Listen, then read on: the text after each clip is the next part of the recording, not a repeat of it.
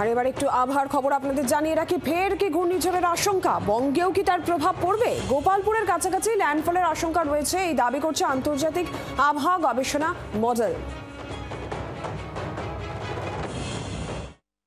ঘূর্ণিঝড় নিয়ে পূর্বাভাস আগে থেকেই ছিল। দুটি আন্তর্জাতিক আবহাওয়া গবেষণা সংস্থা একেবারে নির্দিষ্ট দিন জানিয়ে দিল 27 তারিখেই তৈরি হতে পারে ঘূর্ণিঝড়।